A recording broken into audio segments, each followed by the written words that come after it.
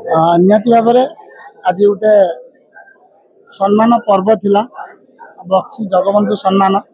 सम्मान की हाथ धरवा किंतु मनरे कष्ट अच्छे कहीं ये सम्मान जदि कह सम्मान सी भागीदारी अच्छा कहीं जिते गुड़ा गीत मुझे सब गीत गुड़िक आज आगर अच्छी जे बहुत कष्ट लगुच कहीं जे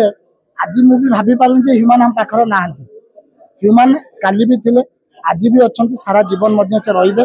जीवित हिसाब से रे हे तो आम गीत पाई न पारू किंतु सी आम पाखे काली भी थिले आज भी अच्छा।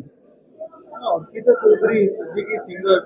बहुत गुड़े गीत ह्यूमान सहित अच्छी तो अर्पिता चौधरी मिछे बदनाम कर गोटे अभियोग आनी तो गोटे झील दृष्टि गोटे सिंगर दृष्टि देखो मुझे गोटे कथा कहबी से जड़े गायिका पर्सनाल मैटर कौन है परिवार कथा कौन है तो से मैंने जानी थे कि माँ जो कथा कही माँ कहले गोटे कथा कहले से एकाठी करा जाऊ चार जन समस्त को एकाठी करा जाऊ माँ से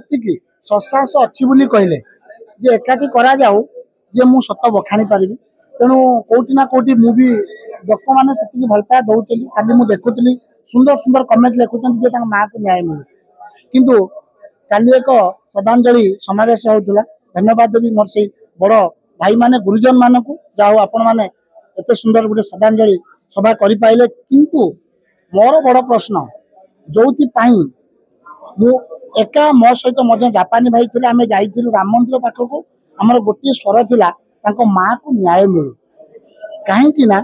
गोटे कलाकार जिते बड़े तार दमदमा थाए ता माँ को से सम्मान मिले जदि आज डेट्रे ह्यूमान बंची था हे तो आग चेयर पाई था माँ बसवाई ह्यूमान बसी था किंतु एबे कौन होता उल्टा ह्यूमान जावापर माँ को गाड़ी में असभ्य भाषा गाड़ी दि जाते दूर यहाँ ठीक मोर से कलाकार बंधु मान चिंता करेंगे तेणु आपण मैंने गोटे माँ पाखर जन्म केवे ना केवे आपण माँ को से असभ्य वार्ड जड़े किए कह तेणु एवं कहि से समय आसी आपण मैंने स्वर उठातु जे आपण निजर माँ बोली भावना कारण से माँ जने बाप गलापर दुई भाई चलीगला से भली माँ आज धैर्य धरी बंचिकी रही ओडावासी मारी न दिंतु कहीं जदि यही असभ्य कथा शुणे ना से निजे खाली गोटे बाइक आपण मैंने शुणी थे जे मु आत्महत्या करी कही सारे तेणु तो ये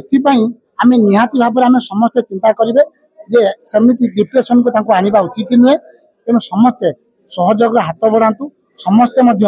जे गोटे स्वर उठातु जे एबे माँ को टिके न्याय मिलू कहीं सेमती असभ्य कथा माँ को न कहतु एटलिस्ट ह्यूमान बंची थे तो आम से शांति रखिपारे